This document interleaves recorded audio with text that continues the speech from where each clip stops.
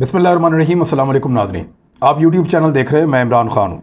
आज हुकूमत ने एक प्रोग्राम किया 3 साल मुकम्मल होने पर। हुकूमतें बाद वक़्त ये प्रोग्राम करती रहती हैं, कभी 4 साल पे, 3 साल पे, 5 साल पे इलेक्शन ही आ जाते हैं, कभी 2 साल के बाद हुकूमतें ये प्रोग्राम्स करती हैं। और अगर हुकूमतें ना करें तो मीडिया ये प्रोग्राम्स करता है, अखबारात में इदारिये छपते हैं, अखबारात के अंदर बाकायदा आर्टिकल्स छपते हैं, बहुत सारी तफसीलात उसमें लिखी जाती हैं। लेकिन इस मरतबा हमारे पास मुख्तलिफ क्या है, ये चीज़ें तो पहले भी होती रही हैं। क्या आपको लगा कि आपके पास इस दफ़ा कोई ऐसी चीज़ है जो पहले नहीं थी? मिसाल के तौर पर मईशत माजी में भी ऊपर आती रही है, नीचे जाती रही है, अब फिर ऊपर आती है, कभी नीचे चली जाती है।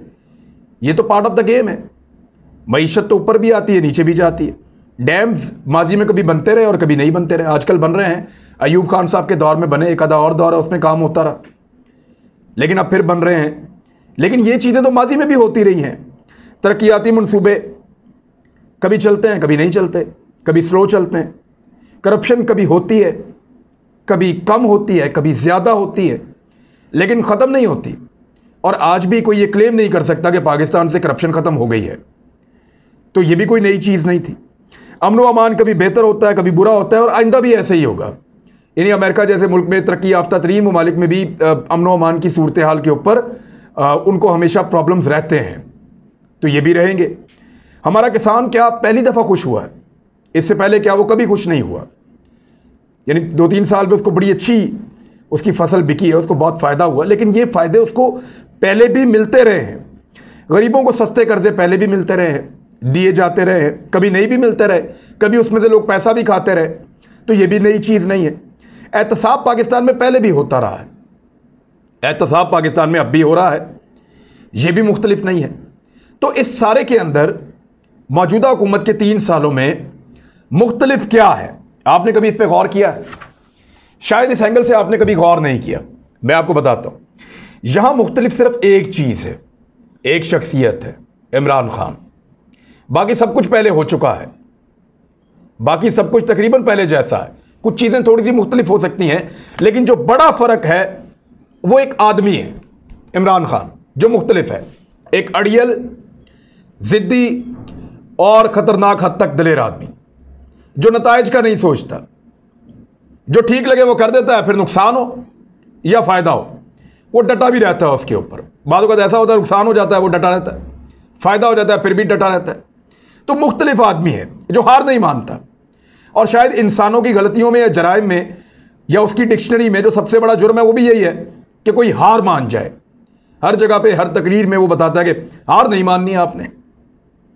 ये आदमी आउटसाइडर है, ये आदमी एलियन है इस सिस्टम के लिए जिस सिस्टम में हम सारे रहते हैं।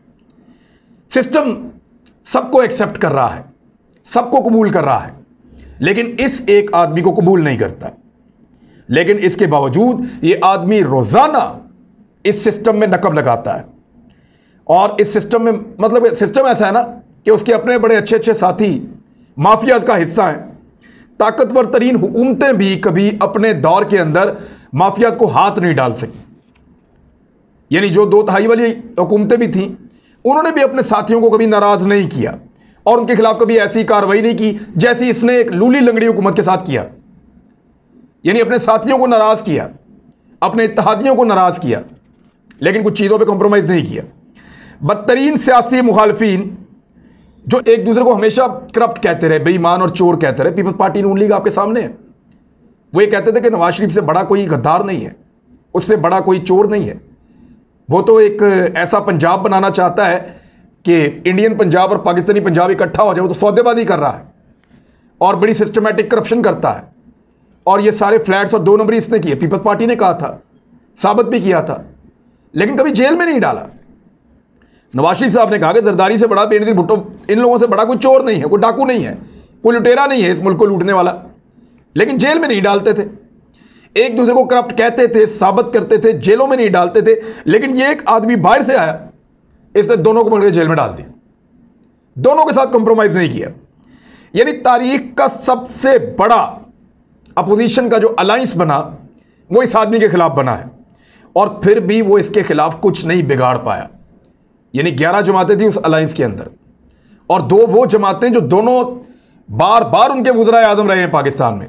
एक के जुल्फ़िकार अली भुट्टो साहब के दौर से, 3 मरतबा पीपल्स पार्टी की बाद में हुकूमत आई, 3 मरतबा मियां नवाज शरीफ पाकिस्तान के वज़ीर आज़म रहे और एक दफ़ा पहले वज़ीर आला भी रह चुके हैं। तो जो बार बार इक़्तिदार में आने वाली 2 बहुत तगड़ी जमातें थी जिनके बगैर इक़्तिदार का तसव्वुर नहीं हो सकता था, उन दोनों ने 11 जमातों को मिला के साथ एक बहुत बड़ा अपोजिशन का अलायंस बनाया।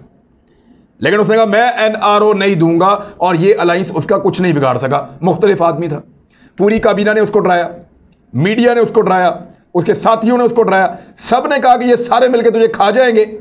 वो घबराया नहीं इनसे, उसने इनका मुकाबला किया और वो निकल गया। आज अगर मैं प्लस और माइनस करूं तो अपोजिशन के पल्ले कुछ नज़र ही नहीं आता। वो अपोजिशन कर ही नहीं पा रहे, वो सिर्फ हर बात का जवाब दे रहे हैं, वो अटैकिंग मोड में आ ही नहीं पाते, वो इसके ऊपर चढ़ाई कर ही नहीं पाते, वो इसको दीवार के साथ लगा ही नहीं पाते क्योंकि ये दीवार के साथ लगने को तैयार ही नहीं है। तो मुख्तलिफ आदमी है, ये एक फ़र्क है। मैं अभी और साबित करता हूं। लोगों ने इसको यहां तक डराया कि इसकी हुकूमत गिर जाएगी, वो नहीं माना। ऐसा लगता है कि ना अपना ख्याल है ना किसी और का ख्याल है और एक ही धुन सर पे सवार है कि जो मुझे ठीक लगता है मैंने वो करना है। यानी पाकिस्तान के हुक्मरान हमेशा जो मगरबी ताकतें हैं उनको अपने ऊपर हावी समझते रहे, हमेशा उन्हें आदत पड़ गई है। यानी हमारे हुक्मरान तबके को आदत पड़ गई है कि जो मगरबी ममालिक, अमेरिका, यूरोप, वो जो कहेंगे वो हमने करना है, आंखें बंद करके करना है। और मगरब को भी आदत पड़ गई है कि ये झुके हुए लोग हैं, ये हमारे आगे आदाब बजा ला के नीचे झुके हुए लोग हैं, उनको भी आदत पड़ गई है गंदी कि इनको जो कहना है इन्होंने वो करना है। फिर एक दिन अचानक आपको आवाज़ आती है एब्सोल्युटली नॉट, सारे अक्का बक्का, मीडिया परेशान, दानिश्वर परेशान, सियासतदान परेशान, जो पॉलिटिकल लीडर्स हैं वो बड़े खुश। उन्होंने कहा भी अब ये गया, अब ये उड़ गया, क्योंकि किसी को ये कॉन्फिडेंस ही नहीं था कि अमेरिका को एब्सोल्युटली नॉट कहने के बाद कोई आदमी पाकिस्तान में इक़्तिदार के ऊपर बैठा रह सकता है। ये वो कह ही नहीं पा रहे थे। मादी के हुक्मरान कभी भी इसराइल के ऊपर सवाल ही नहीं पूछने देते थे, इंटरव्यू से पहले तय करते थे कि इसराइल के बारे में बात नहीं पूछनी आपने हमसे, हम कैसे कहें कि हम तस्लीम नहीं कर सकते, इससे बबांगे धोल का मैं नहीं करूंगा। फिर बोलता है एब्सोल्युटली नॉट। सारे कह रहे थे कि ये गया, अब तो ये फारिग हो गया, इसके नताइज ये भुगतेगा। लेकिन 2 महीने के अंदर साबित हुआ कि जो इसने किया वो ठीक था, जो इसने किया वो बेहतर था और नताइज इसके हक में निकले। एब्सोल्युटली नॉट के बाद भी लोगों ने टेलीफोन के कॉल के ताने दिए कि टेलीफोन कॉल नहीं आ रही। किस मुंह से कॉल करेगा जो बाइडन? जंग हारे हुए सदर को फोन करना बहुत मुश्किल होता है, वो अमेरिकन को फेस नहीं कर पा रहा। उस इमरान खान को कैसे फेस करेगा जिसने 10 साल पहले उसको कहा था कि जो बाइडन यहां से निकल जाओ इज्जत के साथ, आज बेहतर रहोगे, अगर मेरी बात नहीं मानोगे तो 10 साल के बाद निकलोगे और जलील होकर निकलोगे। अब उस इमरान खान को कैसे फोन करे कि यार जो आप कह रहे थे वो ठीक था और जो मैं तजर्बाकार सियासतदान हूं अमेरिका का, मैं गलत था, आज मैं प्रेसिडेंट हूं। तो वो उसको इस काबिल नहीं छोड़ा। और जहां तक अफगानिस्तान का मामला है तो 19 साल से इस आदमी का एक ही मौक़िफ़ था कि निकलो यहां से, ये लड़ाई गैरों की लड़ाई है और ये लड़ाई नतीजा खेज नहीं होगी। उसने मौक़िफ़ नहीं बदला, सारे उसके खिलाफ हो गए, हर बंदे ने उसको कहा क्या कह रहा है, लोगों ने इस पर बात करना छोड़ दी। लेकिन 19 साल के बाद उसका मौक़िफ़ दुरुस्त साबित हुआ। अमेरिका ने बातचीत शुरू की 2018 में, फिर 2019 में और अब 2021 में उनका इनकलाब मुकम्मल हो रहा है। वो फिर सही साबित हुआ, वो अकेला खड़ा था उस तरफ और कोई उसके साथ नहीं था। वो कहता रहा कि इसका कोई अस्करी हल नहीं है और आज अमेरिकन ये मान रहे हैं कि वो ठीक कह रहा था। आपके पास लीडर्स आते हैं जब वोट मांगने के लिए तो वो आपको क्या कहते हैं? आपसे वोट मांगते हैं, आपको बताते हैं ये तरक्याती काम हमने किया। वो आपको ये कहते हैं कि आप वोट डालने आए, अपने साथियों को भी लेकर आएँ, अपने घर वालों को भी कहें और अपने जानने वालों को भी कहें और आपने हमें जिताना है। लेकिन ये शायद पहला आदमी है जो मैंने अपनी ज़िंदगी में देखा जो आप लोगों के पास आता है, आपको कहता है सच बोलें, इज्जत करो, मेहनत करो, हार ना मानो, किसी से मरगूब ना हो जाओ, किसी को अपने से बड़ा मत समझो, एहसास कमतरी का शिकार ना हो जाओ, गैरतमंद बनो। ये आपकी तरबियत करने के लिए आता है। ऐसी बातें कभी मैंने सुनी नहीं पाकिस्तान में पीपल्स पार्टी और नून लीग के रहनुमाओं के मुंह से। यानी मियां नवाज शरीफ साहब ने कभी जलसे में खड़े होकर आपको कहा हो कि आपने करप्शन नहीं करनी बच्चों, बल्कि इनकी फैमिली तो जाके स्कूल में बच्चों को बताती रही है कि बेटा करप्शन होती है, होती रहती है। ये क्या बात हुई? ये आदमी आपको कुछ और बातें कर रहा है जो इससे पहले पीएमएलएन और पीपल्स पार्टी के लोग आपसे नहीं करते रहे। दैट्स वाई मुझे लगता है कि ये मुख्तलिफ आदमी है। ये क्यों ऐसा कहता है, क्यों ऐसा करता है? क्योंकि इसका जो है वो सिर्फ पाकिस्तान में है। कोरोना में पूरी पाकिस्तान की काबीना इसके खिलाफ हो गई, मीडिया इसके खिलाफ हो गया, बैनुल-अक़वामी खबरें आना शुरू हो गई, पाकिस्तान डिजास्टर की तरफ जा रहा है, इमरान खान लॉकडाउन नहीं लगा रहा, बंद नहीं कर रहा, नरेंद्र मोदी बहुत अच्छा निमट रहा है, ये अकेला आदमी डट गया।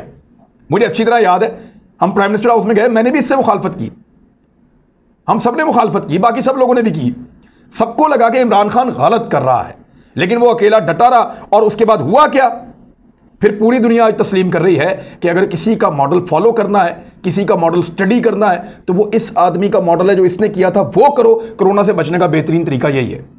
मैंने कहा था ना, मुख्तलिफ है। हमारे हुक्मरानों ने कभी भी भारत के मामले में या कश्मीर के मामले में अपनी कश्तियां नहीं जलाई, एक आधा मौका छोड़कर कभी कश्तियां नहीं जलाई। लेकिन ये आदमी आया, इमरान खान ने हाथ बढ़ाया दोस्ती का, उन्होंने हाथ झटका, उसने हाथ का मुक्का बना लिया और वो हालत कर दी नरेंद्र मोदी की कि पूरी दुनिया में लोग अब उसको हिटलर के नाम से जानते हैं कि मोदी हिटलर है। और उसकी पसंदीदा तंजीम आरएसएस को लोग जोड़ते हैं नाजियों की तंजीम के साथ, जो जुल्म करते थे, जबर करते थे।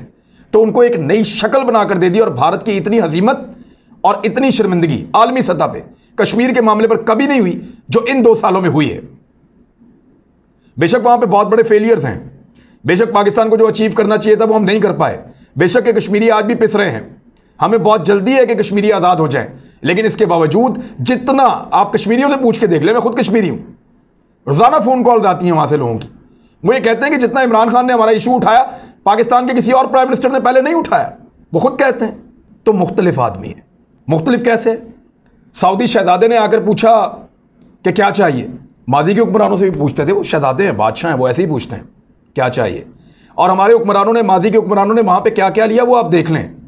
परवेज मुशर्रफ साहब तक ने स्टेटमेंट दिया कि मुझे तो शहजादे ने ये प्रॉपर्टी गिफ्ट की हुई है। नवाज शरीफ साहब की क्या क्या जायदादें वहां पे, कैसे कैसे उन्होंने उनसे मुतालबात मनवाए थे। जरदारी साहब के क्या ताल्लुकात है यूएई में, ये सारी चीजें आपके सामने हैं। इमरान खान से भी उन्होंने पूछा कि क्या चाहिए, उसने कहा जी मेरे कैदी छोड़ दो। माजी में तो लोगों को कुछ और चाहिए था, कौन बोलता है गरीब कैदियों को छोड़ने के लिए, लेकिन उसने कहा मेरे कैदी छोड़ दो। इस दौर में ये वाहिद आदमी है जिसने इस्लामोफोबिया के मामले को पूरी दुनिया के सामने उठाया, जिसने दुनिया को बताया कि इस्लाम से दुश्मनी ना करें, इस्लाम से नफरत ना करें, ये अमन और सलामती वाला मजहब है। उस वक्त जब मुसलमान उम्मत के तमाम लीडर्स को अपनी अपनी पड़ी हुई है, उस वक्त जो सब लोग अपने बारे में सोच रहे हैं, अपने मुल्क, अपनी टेरिटरी के बारे में सोच रहे हैं, वहां पे एक आदमी जिसका मुल्क बहुत कमजोर है, वहां पे एक आदमी जिस पे कर्जे चढ़े हुए हैं, वहां पे एक आदमी जिसके पास तनख्वाहें देने तक के पैसे एक दौर में नहीं थे, इतनी बुरी हालत थी, वहां पे एक ऐसा आदमी जिसकी आलमी सतह पे और पाकिस्तान के अंदर भी बहुत मुखालफत थी, वो आदमी खड़ा होता है और वो इस्लाम का झंडा उठाता है, कहता नहीं मेरे मजहब को गाली मत दो, मेरे मजहब को बुरा मत कहो। इस्लामोफोबिया के खिलाफ उसके तारीखी लेक्चर्स हैं पूरी दुनिया में। फिर नबी अकरम सल्लल्लाहु अलैहि वसल्लम की नामूस के लिए जब कोई आवाज़ नहीं उठा रहा था, तो दुनिया के हर फोरम के ऊपर जो पहली आवाज़ उठी है वो इमरान खान की उठी है। तो मैं क्यों ना कहूँ कि वो मुख्तलिफ आदमी। क्या आपने कभी नवाज शरीफ को, जरदारी साहब को ये बातें आलमी फोरम्स के ऊपर जाके करते हुए देखी हैं? क्या आप नबी की नामूस के ऊपर वो बात कर रहे हो वहाँ पे? कभी वो इस्लामोफोबिया के खिलाफ वहाँ पे बात कर रहे हो? आलमी फोरम्स के ऊपर जाके वो कह रहे हो, अक़वाम मुत्तहिदा में, OIC में, बाकी प्लेटफॉर्म्स के ऊपर? तो उन्होंने कभी ऐसा नहीं किया। मैं इसलिए कह रहा हूं कि मुख्तलिफ आदमी है। मुख्तलिफ इसलिए है कि उसने पहली मरतबा हमें यह उम्मीद दिलाई कि रियासत मदीना भी कोई चीज़ होती है। वो बना पाए या ना बना पाए एक अलग बात है, लेकिन हमें उसने एक रियासत मदीना का कॉन्सेप्ट दिया पाकिस्तानियों को पहली बार। लोगों ने उसका मजाक उड़ाया, हो सकता है वो कामयाब हो जाए, हो सकता है ना हो इसमें, लेकिन रियासत मदीना का कॉन्सेप्ट देना खुद एक बहुत बड़ी सादत है। तो मैं कह रहा था कि मुख्तलिफ आदमी है, पाकिस्तान को आगे ले जाए या ना ले जा पाए। इस जमा तफरीक में जब भी कभी आप बैठेंगे तो एक बात आप जरूर मानेंगे कि वो हारा है या जीता है, वो मुख्तलिफ जरूर है। अब तक के लिए इतना ही। अपना ख्याल रखिएगा, अपने इस चैनल का भी। अल्लाह हाफिज़।